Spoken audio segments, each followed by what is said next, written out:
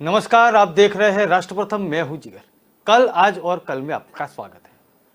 गुजरात चुनाव से पहले सभी राजनीतिक दलों की तैयारी शुरू हो चुकी है। आम आदमी पार्टी ने चुनाव के लिए अभी से अपनी पूरी ताकत झोंक दी है। दिल्ली के सीएम अरविंद केजरीवाल गुजरात के कई दौरे भी कर चुके हैं। कल भी वो बड़ौदा में आए थे और चुनावी रणनीति के तहत बड़ौदा वासियों से संबोधित भी किया। गुजरात में इस बार आम आदमी पार्टी की एंट्री से चुनाव इंटरेस्टिंग हो चुका है। गुजरात चुनाव करीब है और जनवरी 2022 से ही तैयारी शुरू हो चुकी है। बीजेपी ने 12 सदस्यों की कोर कमेटी का गठन भी कर लिया है और इस कोर कमेटी का काम है चुनाव तक पार्टी की मदद करना, रोजमर्रा की कार्यवाही को अंजाम देना और सलाह देना। 6 लोगों की टीम वो कोर कमेटी जिसके आधार पर भाजपा गुजरात में अपनी चुनावी रणनीति तैयार करेगी। इस साल के आखिरी में होने वाले विधानसभा चुनाव में प्रदेश की पूरे के पूरी 182 सीटों पर चुनाव लड़ेगी। केजरीवाल, आम आदमी पार्टी के मुखिया, क्यों चाहिए बीजेपी के पन्ना प्रमुख उनको? गुजरात चुनाव के लिए आपने जाहिर कर दी है अपनी मंशा और कांग्रेस कहीं पे नक्शे में फिलहाल तो दिखाई नहीं दे रही, लेकिन आम आदमी पार्टी के एंट्री से गुजरात की चुनावी जो एक माहौल बना हुआ है वो तेजी से आगे बढ़ रहा है। कल जब बड़ौदा में अरविंद केजरीवाल आए एयरपोर्ट पे तो क्या हुआ वो देख लेते हैं।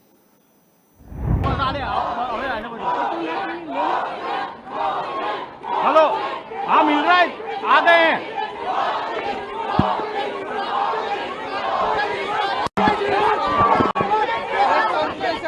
Press conference thank you.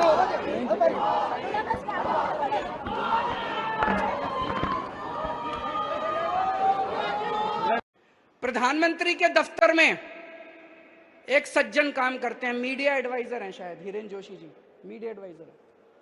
Hiren Joshi ji हैं, एक मीडिया एडवाइजर हैं प्रधानमंत्री के। मेरे को कई एडिटर्स दिखा रहे थे, बड़े बड़े चैनलों के, हमारे देश के बड़े बड़े चैनलों के मालिक, उनके एडिटर्स, उनको क्या गंदी गंदी गालियां लिख के भेजते हैं। वो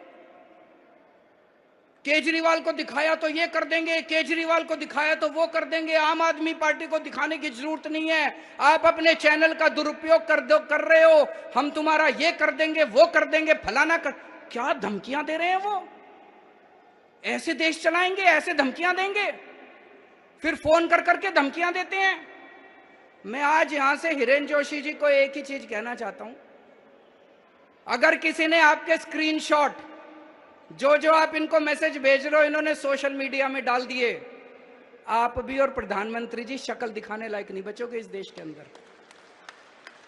और ये जो आप धमकियां देते हो ना, कईयों ने रिकॉर्डिंग करके रख रखी है आपकी। अगर किसी दिन किसी ने आपकी रिकॉर्डिंग सोशल मीडिया में डाल दी, शक्ल दिखाने लायक नहीं बचोगे। बंद करो ये गंदगी, बंद करो इस तरह से मीडिया को धमकाना। आम आदमी पार्टी ने गुजरात विधानसभा चुनाव के लिए अभी से अपनी पूरी ताकत लगा दी है। गुजरात की जंग में आम आदमी पार्टी बीजेपी के चुनावी शतरंज के सबसे अहम खिलाड़ियों पर नजर गड़ाए हुए है। आपकी नजर बीजेपी के पन्ना प्रमुखों पर भी है। आप नेता अरविंद केजरीवाल ने सीधे सीधे ये बात जाहिर भी कर ली है। बीजेपी में पन्ना प्रमुखों की खास भूमिका होती है और पार्टी के बेहतर प्रदर्शन में उनका अहम रोल भी होता है। आखिर केजरीवाल को बीजेपी के पन्ना प्रमुख क्यों चाहिए, उस पर भी बात करेंगे। और अरविंद केजरीवाल ने गुजराती चुनाव के दौरान फिलहाल जितने दौरे लगाए उसमें कुछ ना कुछ गारंटी दी है।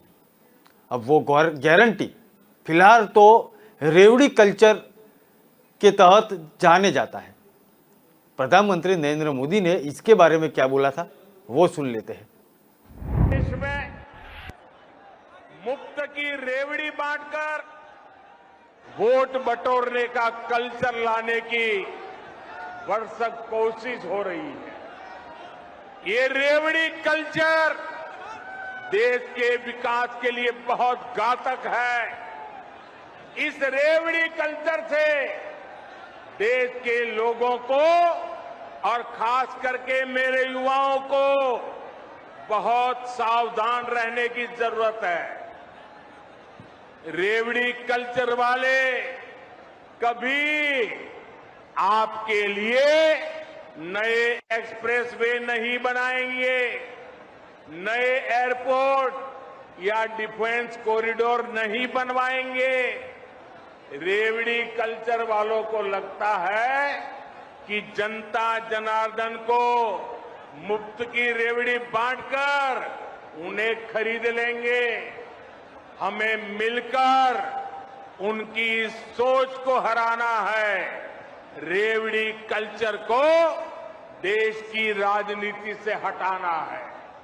साथियों, रेवड़ी कल्चर से अलग हम देश में रोड बनाकर, नए रेल रूट बनाकर लोगों की आकांक्षाओं को पूरा करने का काम कर रहे हैं। हम गरीबों के लिए करोड़ों पक्के घर बना रहे हैं। दशकों से अधूरी सिंचाई परियोजनाएं पूरी कर रहे हैं। छोटे बड़े अनेक डैम बना रहे हैं।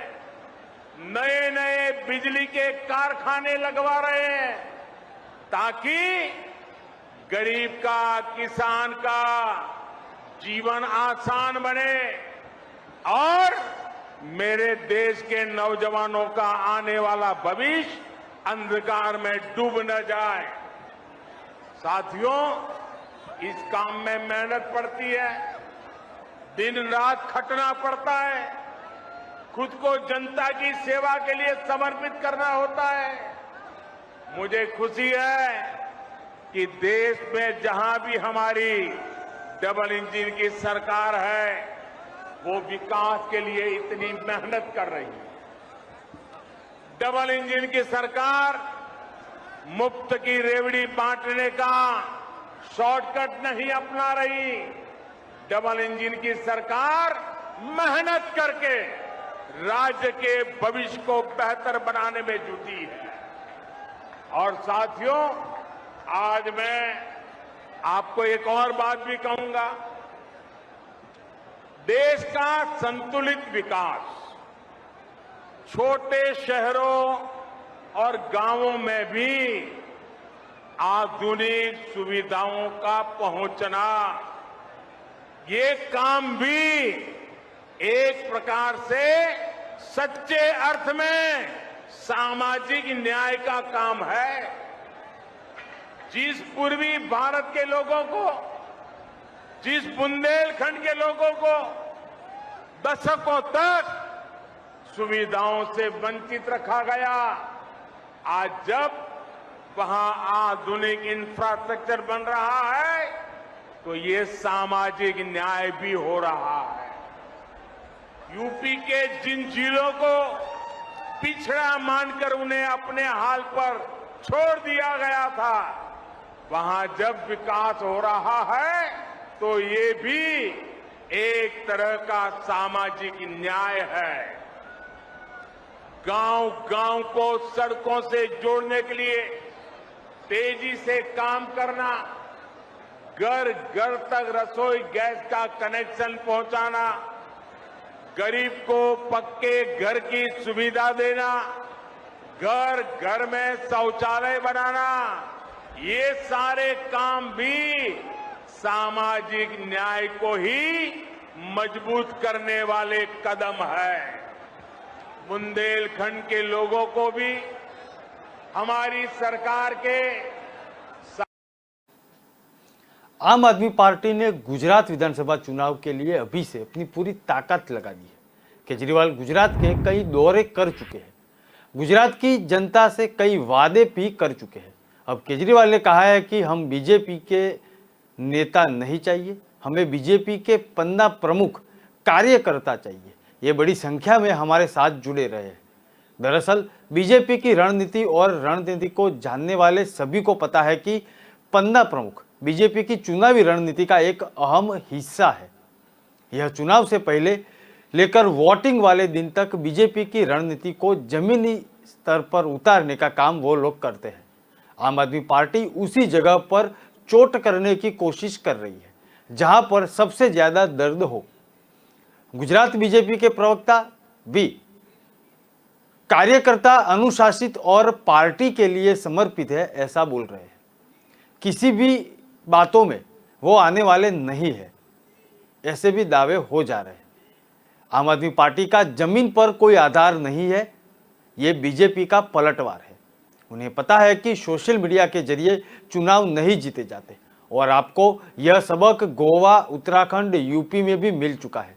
गुजरात में उनका कोई आधार नहीं है और यहाँ उनकी दाल गलने वाली नहीं है। उनके लोग असंसदीय भाषा का इस्तेमाल करते हैं और अब खबरों में बने रहने के लिए इस तरह की बातें भी करते हैं, ऐसा कहना है बीजेपी के दिग्गज नेताओं का। इस बीच अरविंद केजरीवाल बार बार गुजरात आते हैं और कुछ ना कुछ वादे करके जाते हैं। आइए सुनते हैं केजरीवाल जी को। पिछले कई दिनों से गुजरात के सरकारी कर्मचारी बड़ा व्यग्र प्रदर्शन कर रहे हैं। सभी सरकारी कर्मचारी बहुत दुखी हैं, बहुत गुस्से में हैं और पहली बार देखा गया जिस तरह से सेक्रेटेरिएट का घेराव किया गया, जिस तरह से इतनी बड़ी संख्या के अंदर सरकारी कर्मचारी सड़कों के ऊपर हैं। उनकी मेन डिमांड है ओल्ड पेंशन स्कीम लागू की जाए।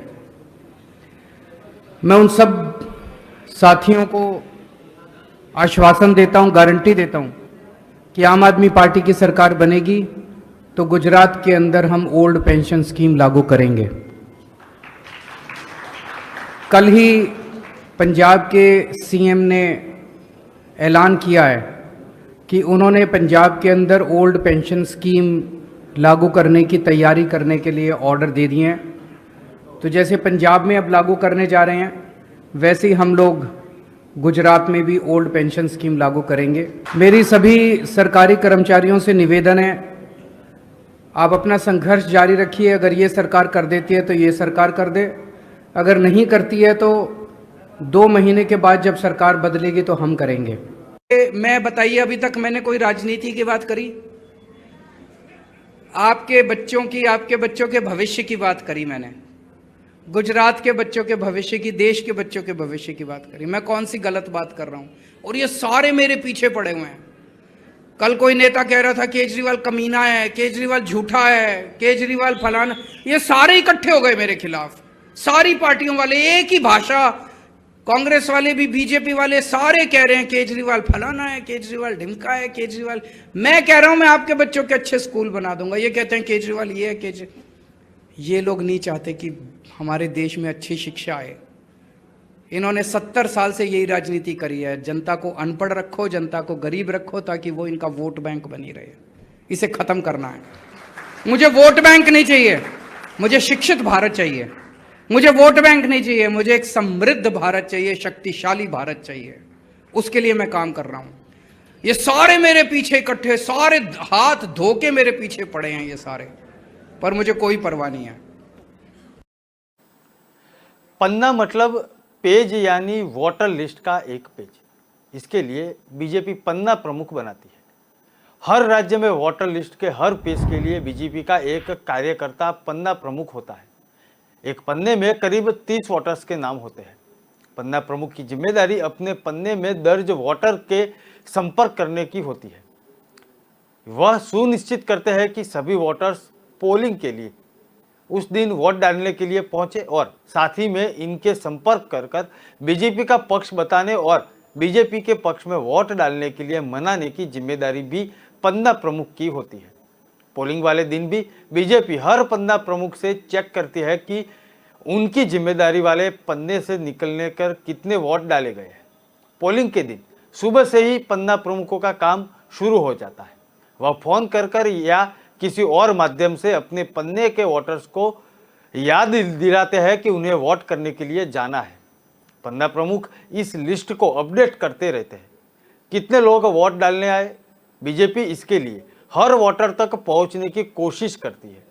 साथ ही में सुनिश्चित भी होता है कि कम से कम उनके समर्थन में वोटर्स जरूर वोट डालने के लिए पहुंचे।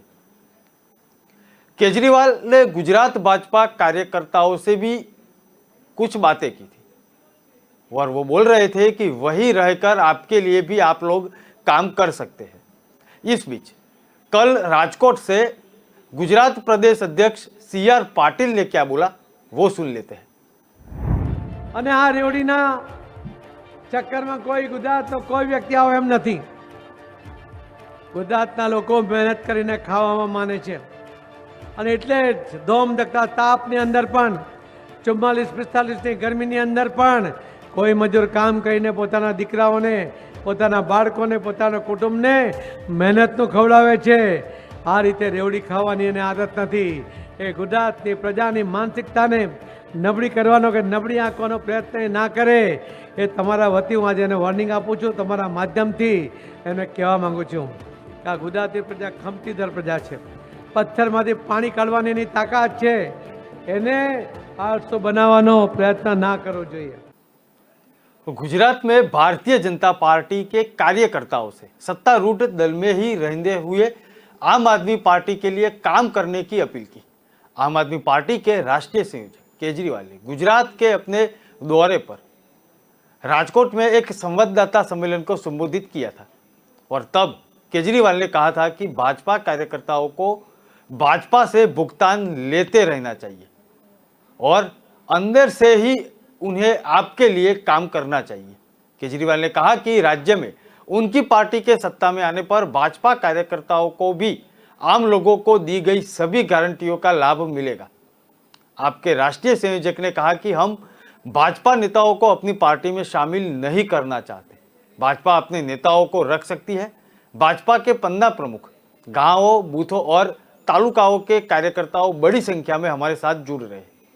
मैं उनसे पूछना चाहता हूं कि इतने वर्षों के बाद भी भाजपा ने उनकी सेवा के बदले में क्या दिया। केजरीवाल ने कहा कि भाजपा ने अपनी पार्टी के कार्यकर्ताओं और उनके परिवार के सदस्यों को मुफ्त और गुणवत्तापूर्ण शिक्षा, स्वास्थ्य और मुफ्त बिजली जैसी सुविधाओं की पेशकश नहीं की, लेकिन आम आदमी पार्टी उनके कल्याण की परवाह करेगी। ये गुजरात के चुनाव की रणनीति और माहौल एक चुनाव का बना हुआ है। तब दिल्ली में नई आबकारी नीति के तहत आरोप प्रत्यारोप चल रहे हैं।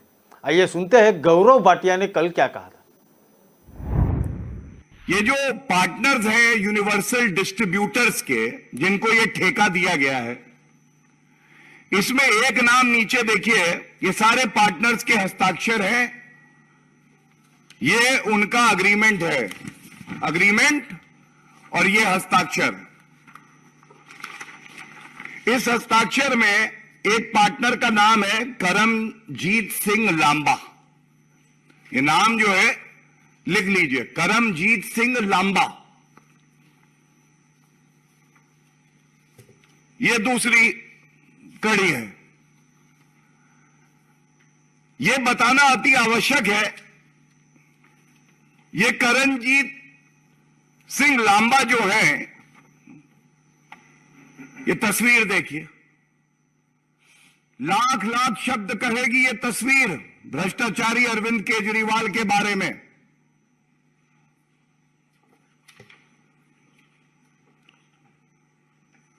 इतनी नजदीकियां, दो जिस्म एक जान। करमजीत सिंह लांबा,